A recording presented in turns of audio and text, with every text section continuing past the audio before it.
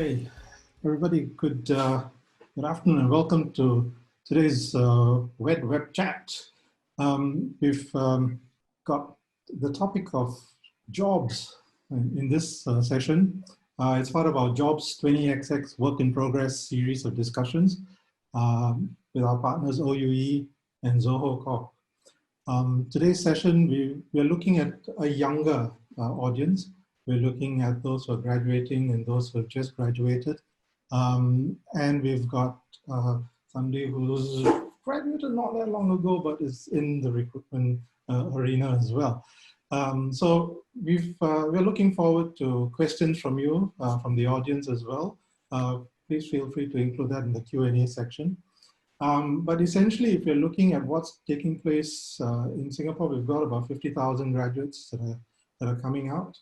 And even before the COVID, that was going to be a tough one to try and fit them into jobs. The economy was a bit uncertain, a lot of changes, a lot of disruptions. And now with COVID, it's even more challenging. And I think if we're looking at the situation, in certain industries, for instance, Infocom and digital technology courses across the 6 autonomous universities, their number of graduates shot up from 1,250 in 2015 to 2,050 last year in 2018.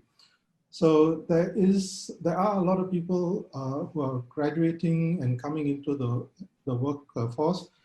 Now, how do we manage that, right? So what's the government doing? So today's panelists include a fresh grad, 2 undergrads, as I said, and somebody in the recruitment space. So let me just introduce them. So we've got Joel Kam. He's a graduate, a recent graduate of Cass Business School at the City University of London, where he studied investment and financial risk management. Welcome, Joel. We've got Maya Viswa. She's currently studying politics, philosophy, and law at the University of Warwick in the United Kingdom. She's the current vice president of the Warwick Law Society and has initiated various new strategies, events, and movements. Welcome, Maya. We've got Nitin Bhagwan, who is a senior consultant at Olofsson and Company. Nitin specializes in sales and marketing roles for the IT and fintech sectors. And he has over 2 years of sales experience in high transactional industries and brings his expertise in sales intellect into consulting. Welcome, Nitin. And we've got Maxine Avasadanond. She's an undergraduate. She's a first-year law student at the University College of London. And prior to studying law, she was at Raffles Girls Secondary School. As today's session involves a lot of the younger set, I have decided, or rather together with Maxine, we decided Maxine will lead today's session. So I hand it over to you, Maxine. Okay, hi everyone. Welcome to the session. I'd like to start off with like a general question. So for all of you, what are the top 3 priorities when you look for what you look for in a job?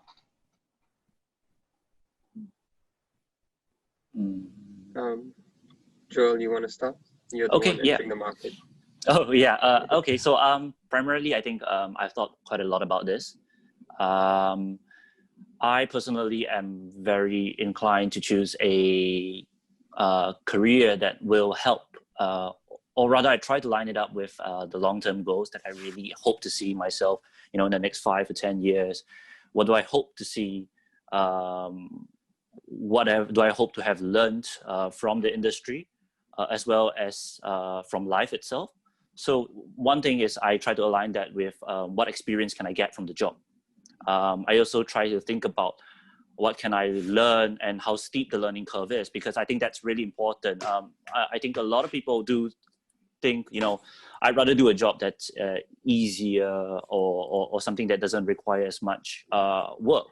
They don't realize that, that steep learning curve really, or throwing you into the deep end of the pool, sometimes really helps people to learn quite a lot faster and learn a lot more on the ground. And finally, as I said, it goes back to how do I align all those, or the career decision, really aligning it back to the end goal. What do I want to see in the next 3 to 5 or 10 years? Yep. I see. So like, so you prefer more like competitive working industries? Yeah. So what are your choices? Like, what are you looking at? Like being like in a working in teams, or being independent, or like being the boss, or being employed, that kind of thing.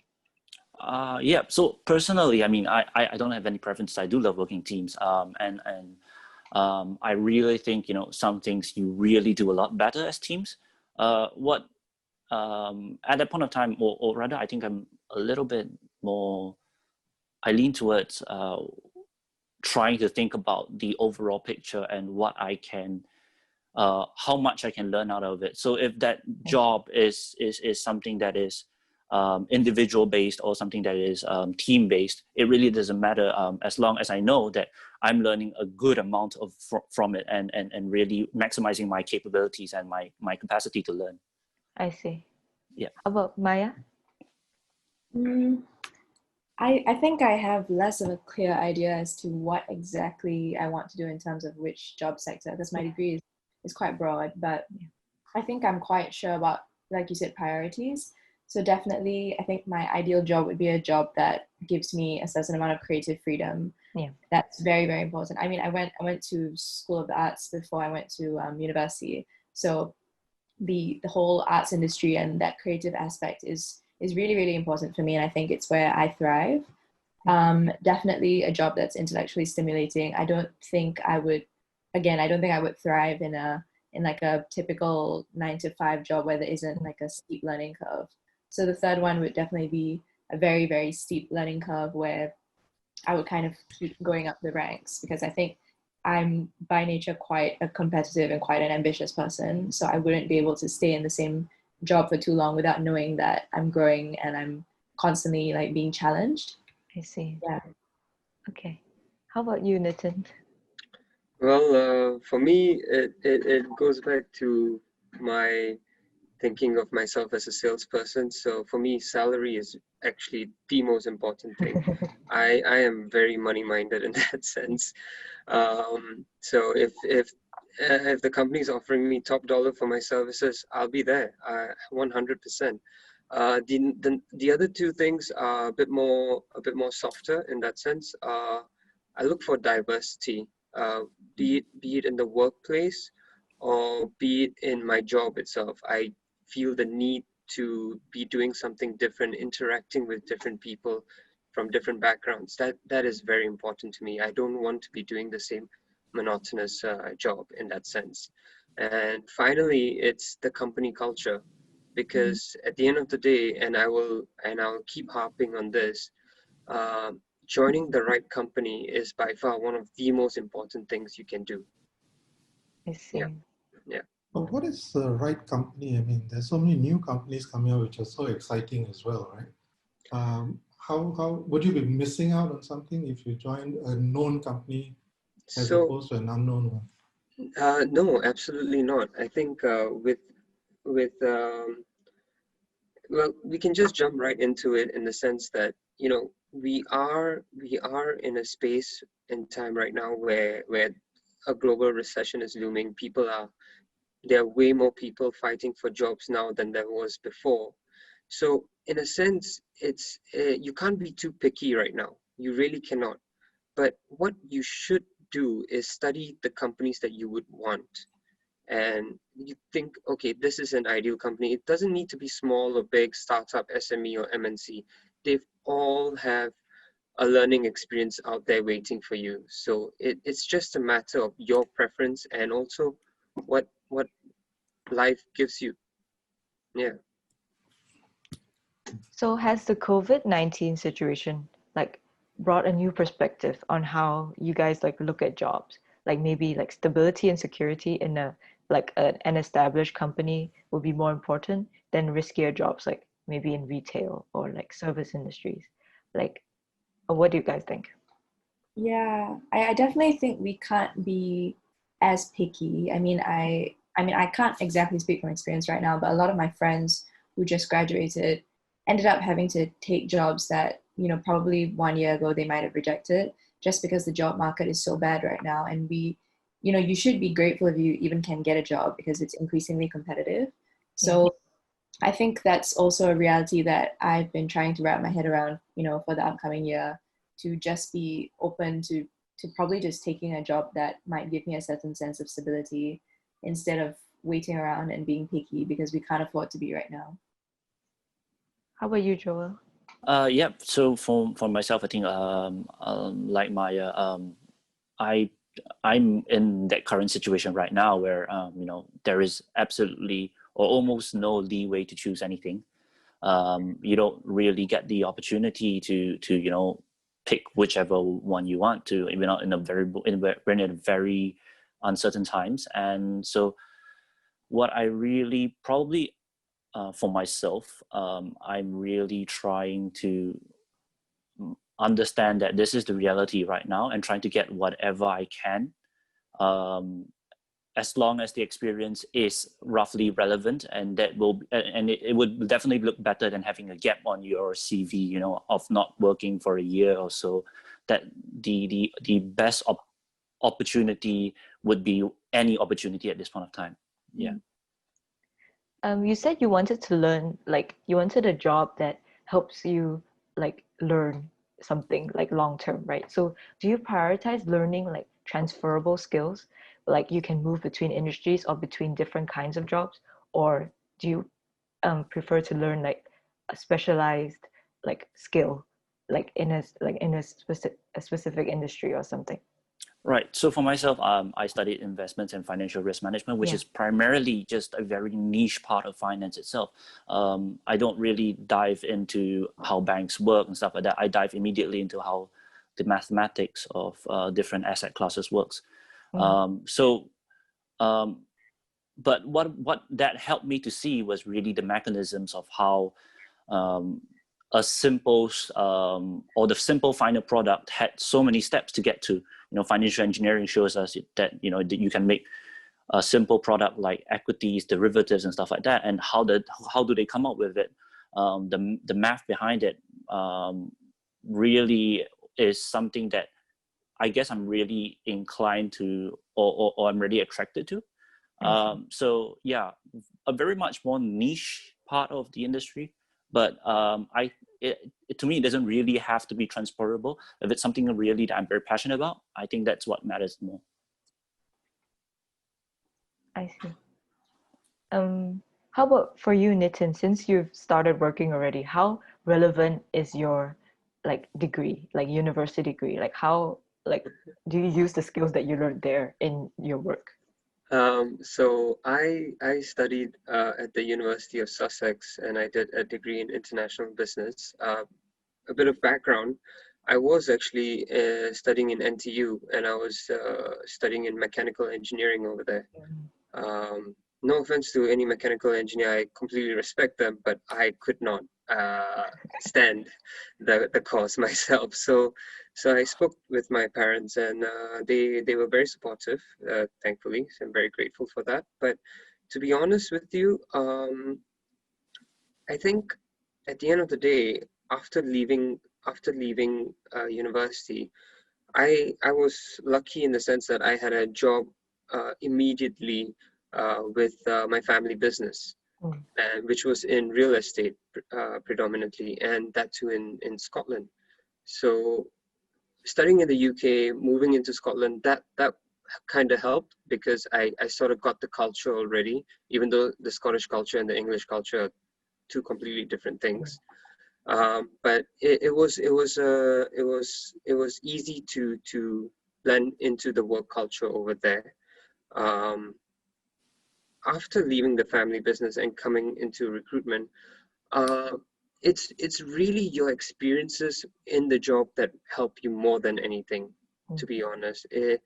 Learning on the job is probably the best way to learn. Of course, you should go out there and get a degree. It's very, very important. People look at that as a form of benchmark, but it is not the most important thing, in my opinion. Not unless you are like a data scientist or a scientific researcher, someone who requires the academia to be in that position in the first place. Yeah. Isn't a lot of work about trial and error as well? I mean, there's a question here as well from James. saying that, it is, you three of you haven't started working as such, but what do you think are the kind of jobs that you would want to do, and wouldn't it also be a process of trial and error to eventually wind up in a job that you like to do? Yeah, I mean, definitely, James, who asked the question, of course, there's a certain amount of trial and error, but I guess the question was based on what we know, what is our ideal situation, and that's what we answered. And I think, at least for me, the reasons I could come to that conclusion were partly my own background, my own experience with internships, my own experience in school. It's obviously based off what we know, but like I said, I think most of us in this climate would probably take any job that comes our way that matches our skills and matches our personality. So yeah, I mean that question about trial and error, I hope that makes sense. We had to give an answer to that question. Would any of you consider starting up your own business? Absolutely. I think eventually, even as a recruiter as myself, I do see myself opening up my own recruitment firm. That is the goal. I mean, you want success for yourself. Everyone wants success for themselves, and they have to be able, like Joel said, have a 3-year, 5-year, 10-year plan and work towards that plan. If that plan is to own your own business in 10 years, then that is how you got to work. Yeah. How about Joel and Maya and Maxine? Yeah. So consider starting your own. Yeah. So for myself, that's definitely one of the possible things that I would consider. I mean, as of right now, I'd really like to get this industry knowledge from, of hopefully the finance industry or something related to finance. But I don't think that I would definitely close off to, oh no, I don't want to do entrepreneur. I don't want to go into entrepreneurship or start my own business. I think there is a lot to learn from the management of your own business, understanding the mechanics of how it works. And again, that for me really links back to how much can I learn from it. And if I do, which I think I can, so it's definitely an open opportunity for me. Yeah. Yeah, I agree with Joel. I've definitely thought about it, but I think it's a bit of a daunting task at such a young age without enough actual knowledge of how to run a company to take on a venture like that. So yeah, I definitely do see myself starting my own company at an older age, and I've already had some ideas about it, but I think, like Joel said, it's very, very important to deep dive and to learn as much as possible so that when you actually do take on that big venture, the chances of success are much higher. I think, Joel and Maya, one thing I would say also to that is that don't limit yourself on that front. Like the fear of failing sometimes limits your potential in that sense. So if, for example, Joel, right now, if a startup were to come to you and say they were funding round, everything was brand new, and they've come up to you and said, Joel, we need you to really head up our finance department or something like that. Take up the job. You never know. It's going to be a massive learning experience for you, and it's something you would never be able to get elsewhere. So why not? Yeah. So is starting up your own company like a popular thing among your peers? Like, what do your friends think about that? Are they inclined to do it, or are they inclined to go into the traditional structural company kind of thing? I think increasingly it's becoming a lot more popular, and I think social media has a big part to play in that because, compared to our parents' generation, it's so much easier for people in our generation to take on a digital social enterprise, for example, to start digital movements. It's a lot easier, and it's a lot there's a lot more convenience in gaining a following than maybe 10, 12 years ago, precisely because of technology and social media. So I mean, even in uni, I'm not sure about you, Maxine, but I've got so many friends who've created their own apps, who've started small businesses, and it actually gains a certain amount of success. So I think we are, on a societal level, we're definitely moving more towards that, especially now because we've proven that people can work remotely, and actually be successful at that. So I definitely think it's going to move away from big corporations and more into, individual corporations, individual success. How about you, Joel? What's like the consensus among your peers? Like, what do they really want to do? Well, I think it's very mixed. So I study in London, and primarily my school was very known for its business school part of the business faculty part. So the students down there are a lot more entrepreneurial in spirit. A lot of them come from well-to-do families, from the EU, from the UK itself, and a lot of Asians that are also very well-to-do. The fact is that they seem to be more driven to either take over their parents' business or start something of their own. Because, well, for them, if they're taking over their parents' business, it might be, a planned path for them. They already have something to do.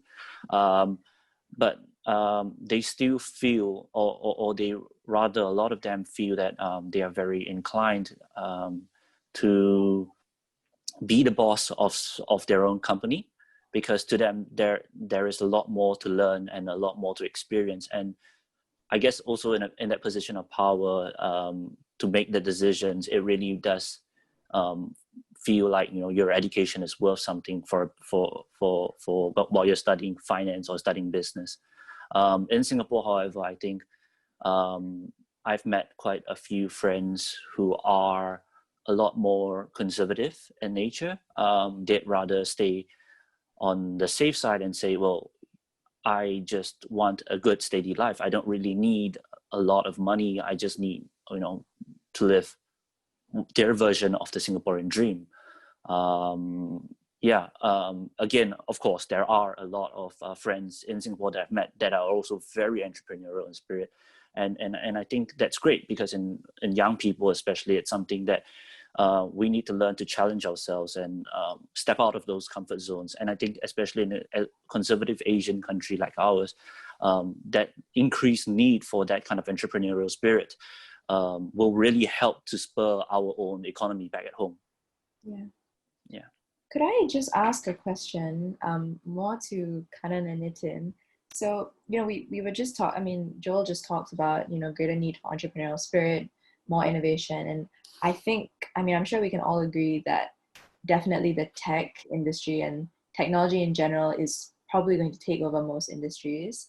And I think the level of the skills upgrading that's required is going to continue no matter what age you are, no matter what position you are in a company.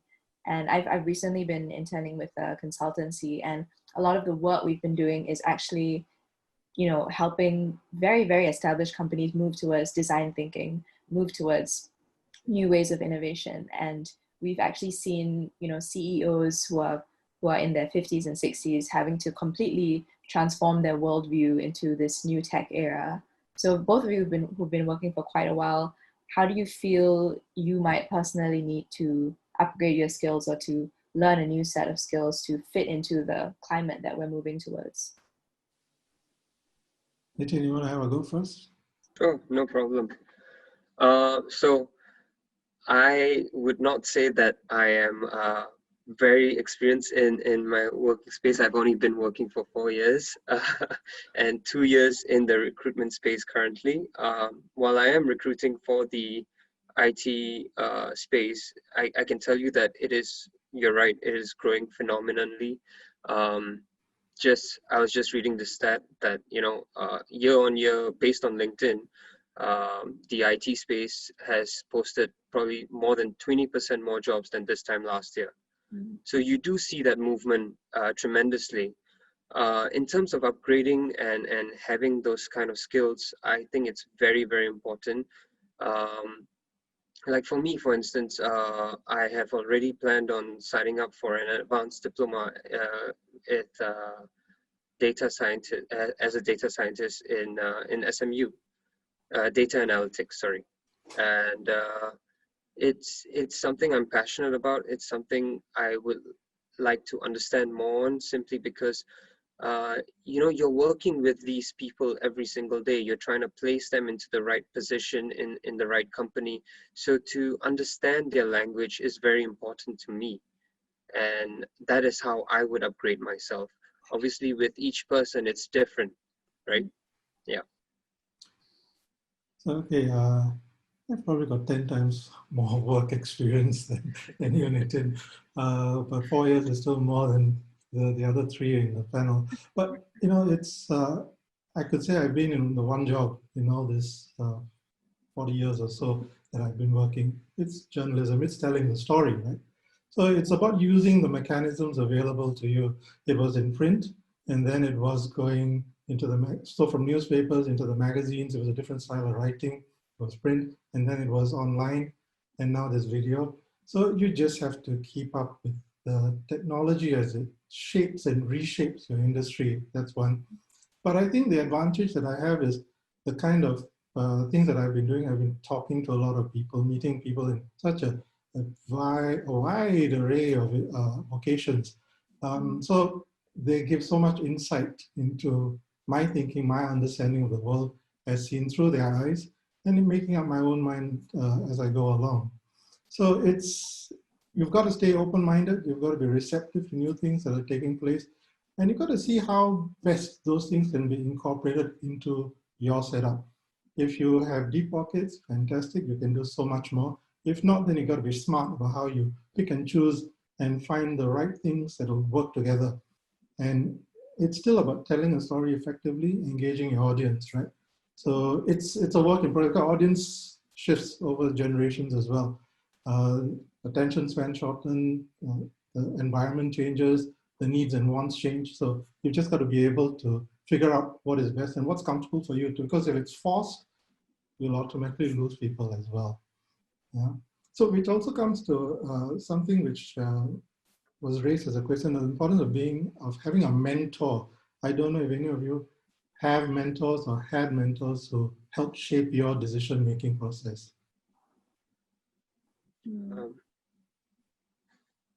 Okay. Yeah. Joel, you can start. Okay, yeah, sure. So I think I'm quite lucky.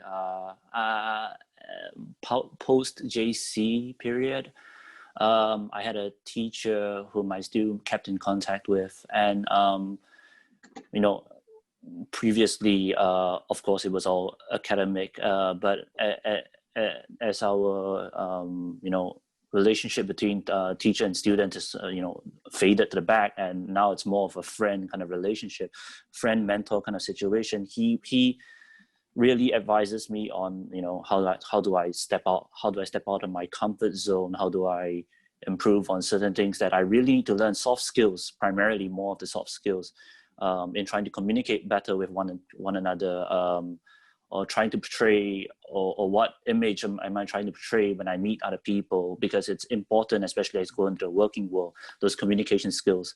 Fast forward, you know, a few years, and in my second year of the university, I went back for an exchange at SMU actually, and one of my professors, or the adjunct faculties that I was in for real estate investments, Mr. Khoo Sui Yong, who's been a panelist over on this web chat before.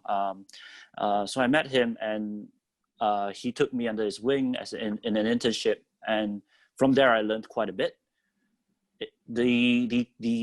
Every week we would have drinks with different people, and he'd expose me to different people. He would expose both me and the class to different people, to different industry experts, allow us to network with them. That really helped, and continues to help in my decision-making process, in choosing a job, in making life decisions. Because recently, in fact, one of the meetings that I've had was with another adjunct faculty in SMU, and he's currently a PhD student and he's teaching master students. And the advice that came from him was a wealth of information, things that I've never known before, especially as a young graduate. So I think that these experiences have continued to shift my perception towards working life, towards what it means to work in an MNC versus what it means to work in a startup, etc. And really that has helped me along quite a lot to make, I think are rather good decisions over the past one over year, 2 years. What are the one or two things that you've learned from them that you can share with this panel and this audience? Right. So primarily, what was one of the first few things that I learned from this adjunct faculty that I was just mentioning was he was talking about how, as young students, we need to really step out of our comfort zones and try to meet new people. We do know that, you know, LinkedIn has a lot of, or it's a very good place for us to network with other people. And what he advised me was, you know, if you're really interested in the finance industry, if you're in fact just interested in whatever job, go and ask or go and randomly connect with people who you think might be, are able to provide some of that information, and really try to get a coffee with them and try to network with them personally to understand and ask and aim your questions to be informed questions, and try to understand their point of views about what they think about their work, as well as what they can teach you about their line of work, because that really helps to narrow down what, back to the question previously of how do you know, trial and error. Talking with people like this, industry experts, helps to narrow down and tell yourself, at least I know this is what I really don't want to do versus this is what I might be interested in. Narrowing it down, then you don't have to do as many trial and errors. Okay. Yeah. Cool. Maya, you have something to add to that? On having a mentor, yeah, I definitely think it's very, very important to, and the mentor should be someone you have a very deeply personal relationship with, because at the end of the day, I think more than job development, it's about personal development, at least for me. So I'm glad, I mean, I'm blessed. My mentor is my dad, and he knows me better than anybody else knows me. And it's good because I think it's less focused on what job do you want to go down, or like what job path do you want to go down, but more, you know, what are the skills that you are the best in, what you need to work on. And he's connected me with a lot of different people. He's obviously encouraged me to take on many different types of internships. And I think the biggest lesson would have been, like Joel said, going out of your comfort zone. So I've done internships in many, many different areas, and some of them were completely foreign to me, but you definitely come out of it learning something. And I think we're moving more towards a very, very interdisciplinary world where skills are not as mutually exclusive as they used to be, and different job sectors are not as mutually exclusive as they used to be. And so definitely, I think going back to the mentor thing, having one core mentor who knows you at a very personal level, it doesn't need to be a family member, of course, but someone that you cultivate a very deep personal relationship with. And I think also having smaller mentors in different areas, like, it's very important, I think, to make personal connections with people. And because I think when it comes to networking, a lot of the time it's kind of diplomatic. You just go and you like, okay, like, look at my LinkedIn, and it's very transactional and it's not very authentic. And I've found that the best advice and the best connections I've made are when you have a very nice and authentic conversation with someone and they get to understand you better. The chances of them actually, you know, going out of their way to help you is much higher. So I think I'm definitely coming at it from a more personal, you know, there's a more personal touch to it. I feel is important. No, parents as mentors become tormentors as well. Sorry? Don't parents as mentors become tormentors as well? Yes. Yeah. Yeah, definitely. Okay, then we'll take you off the hook on that one. Nitin, do you see a lot of positive attributes coming through from people looking for jobs? You know, going through you. Maya and Joel definitely have the right ideas, and it's about execution also at the end of the day, right? You know, as a person that's entering the job market, and I'm a recruiter, and probably won't hear a lot of recruiters saying this, I don't know, but if you've just graduated, don't go through a recruiter. They're probably not going to be able to help you. You've got to help yourself on this one, because a recruiter is good for people who've got a few years of experience, or for someone who's very niche, very specialized. That's where we excel in. But for you, you've got to be your own salesperson now. You've got to target and follow up. Those are the two most important things, I would say. When I say target, I'm talking making a list of companies that you want to join, finding out who are the right people to speak to on those companies, and then chatting with them, as you said, on LinkedIn, trying to get a conversation started, trying to meet them for a coffee or something. And beyond that, following up with them. That is the most important thing, because that shows that you are committed. And people only want committed people to join their firm. Yeah, it's basic. Yeah. So for Nitin, like, what do you think is the mentality, or like because of the job loss and the COVID and all that stuff, what do you think is the mentality that will help you succeed most in the jobs, in finding jobs? So, okay. As a recruiter in Avasadanond, and even before in spring, I was working very closely with a lot of top level associates, your CXO, your directors.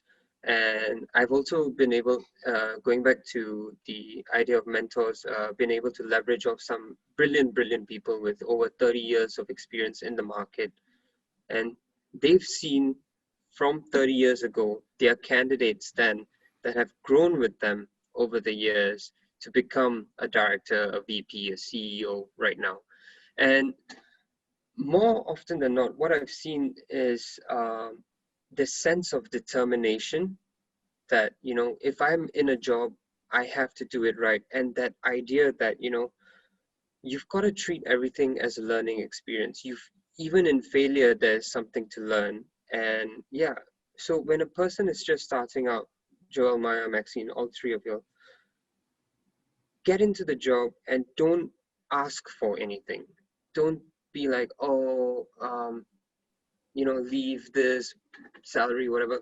Go in there, do your job. That's the most important thing, and do it to the best of your ability. Because if you keep doing that, eventually you're not going to be the one chasing for a job. People are going to start. I'm going to start chasing you for to come in with me. So that's what you want. That's what you want to get to. Yeah. For Maya, like, do you see yourself kind of staying within one industry once you find a job, or do you see yourself kind of moving across industries or moving within the industry as well? Is that something you're interested in? Yeah, I definitely don't see myself staying in one industry like my whole life. I think it's just my nature probably, and I think I would just want to explore and learn as much as possible. And I think coming straight out of uni, I would even be open to taking a job in a really remote part of the world. And just because when you're young, this is the time you should be doing that.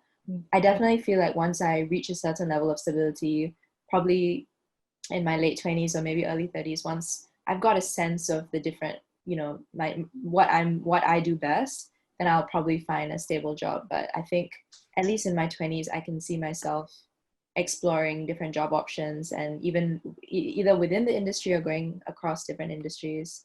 I'm quite open. I mean, but at the same time, I feel like if I actually do come across a job that is really right for me and that I feel I'm growing and I'm able to make a difference at the same time, I don't see why I would say no to staying in that industry. Like, I don't think I would move for the sake of moving. Yeah. But yeah, I mean, Why, it depends.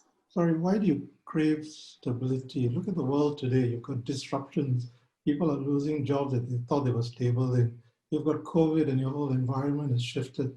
Isn't the ability to withstand instability a useful thing to have as part of your psyche, so that you can approach jobs and your life in a more fluid manner rather than in a structured, confined way, and then find it shattering around you?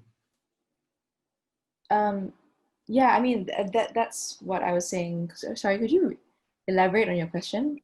No, so why stability? I mean, you're talking about finding a stable position and then being in that. No, The I world is didn't. I changing. didn't mean stable position in terms of like financial stability. I meant if I find a stable position where I feel I'm doing what I love, I'm making a difference, and it's ticking off all my boxes, I don't see why I wouldn't stay in that company. Like I don't think I would be one of those people to just move from job to job just for the sake of doing so. And I feel like, I mean, there are lots of people who find their calling, find their purpose at a very young age and stick to that their entire life. And I don't think there's anything wrong with that. So that could You're easily absolutely happen to right. me. There's nothing wrong in that. Yeah. I think a change in job environment from time to time is good, just so that you're given exposure and you're given a different understanding of how things could work, and that is very important. But otherwise, yes, there's nothing wrong in remaining in that sweet spot where you found for yourself and you're excelling in. Absolutely, yeah. What do you like? What do you guys think? What is one thing that the government can do that will improve like the job situation for you, from your perspective? Like it could be education, it could be like raising the minimum wage, maybe, or whatever. I think, okay, I think the government's doing a great job, first of all. I think, things like Skills Future are really great initiatives, which so many countries don't have. And I mean, when the COVID period hit, a lot of students who were fresh graduates from NUS, NTU, they had apprenticeships programs that they could take on because the job market was so bad. I think the level of support they give us is really good. So if I were to go one step further, it would probably be, I guess, focusing less on STEM subjects, focusing less on, where the growth industry is. So like technology, economics, finance, like that whole industry. Yeah. I think coming from from an arts perspective, I know this is a bit of controversial issue, but I think, sending out the signal that, and giving more support to industries like the arts, to teaching and the humanities areas. I think that's probably one thing that could be done, because I know a lot of people just feel like they can't pursue those areas of work in Singapore just because it's not supported enough by the government. There isn't enough funding and research going into those areas, which I understand on one hand, because the fact is, especially during COVID, those are not essential jobs right now, and they're not where actual growth and practical work is. But I definitely think that shift can be made, and it'll definitely diversify the job market a lot and allow people to really pursue what they want. But I understand that that's going to take a while, and it's definitely a hard thing to do, especially in this current climate. Do you think that people are too dependent on the government for directions? Do you think people are willing to No, step not at out and all. do their own thing? Not at all. I think the government is there to provide framework and direction for their people. And like Maya said, I completely agree. Obviously, our government is not perfect. No government is, but the kind of programs that they've put out to help people have been very good. The Skills Future, like Maya mentioned, the fact that they've made a promise of 100,000 jobs in the next 1 year it builds confidence in you that you will be taken care of at the very least. I will have to see what those 100 jobs look like and how long they are there for, right? But we're coming down into the last few minutes of this session. Maxine has a takeaway question for all of you. What is your dream job, and what is like the worst possible job that you could have? Joel, do you want to go first? Yeah. Okay. I don't think the concept, as I said, or I've highlighted for myself, I don't think the concept of having a particular dream job is as relevant as much as that job that really helps me to learn and grow as a person. That probably will be the dream job for me. Whatever that is, I don't think there's anything concrete to that. Not in the moment, because I think there are so many years left in my life to explore different paths and different opportunities. I mean, I could say as a textbook answer, I could say investment banker, but I don't really know how much I would learn from that job. Through all these experiences that I've had so far, I've given up on not the hopes of being an investment banker, but given up on thinking that, you know, the investment banker is the ideal job. I think that wherever it is that I choose to go, if I can learn a lot from it and maximize my capabilities, that probably will be the dream job for me. The worst job would be definitely the opposite, one where, you know, I'm stagnant. I feel like I'm not growing as a person and not growing in terms of the skills that I can learn from the job, both soft and hard skills. If it's something that really that I feel that it would be mundane or I have no idea what I'm doing at one point of time, then I think that would be a nightmare for me to some extent. Yeah. Maya? Yeah. I think it's hard to pinpoint. You know, some people are like, I want to be like Chief Justice of Singapore. That's my dream job. I can't say anything like that. I think if I were to picture kind of an ideal, it would probably be running my own company, and I would want to bring something that would allow me to marry my passion of art and theatre with doing good and social enterprise. So that would probably be the dream for me, and something that would be very people facing, because I love interacting with people. I love interviewing people, and just, you know, I think I'm very comfortable speaking to people, and I'm very comfortable interacting. I'd like to just galvanize people as much as possible through that job. And it's not about money for me. I think at the end of the day, I know I will be fulfilled and I'll be happy if I can truly say I'm making a difference, whether it's in a big way or it's in a small community.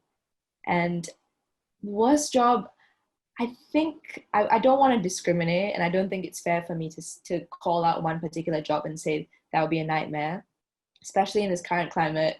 I honestly feel like we should take any job that we're given, if we're given a job. But like Joel said, I guess something that would be a nightmare would be a place where I was not growing, and I was just not being able to make a difference in any way. But at the same time, I do believe that even if you are in a stagnant job, it's your prerogative to go out of your job and to find ways to grow. I mean, we've got the internet, we've got social media. There's so many ways you can grow and you can learn on your own. So, yeah. And Nitin? Dream job. A football player in Manchester United? That would be my dream job for sure.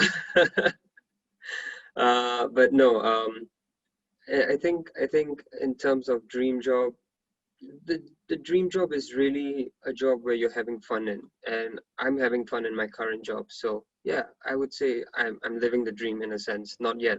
I have to be more successful.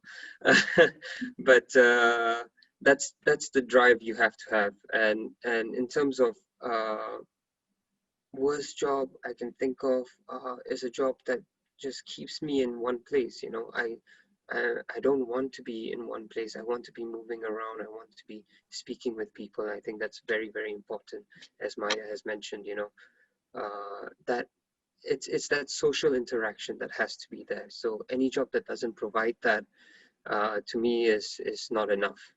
Yeah. And sorry, I'm just going to take this opportunity to answer Kevin's question also about the interview conversations and do I find them persuasive or structured? And I think when it comes to interviews,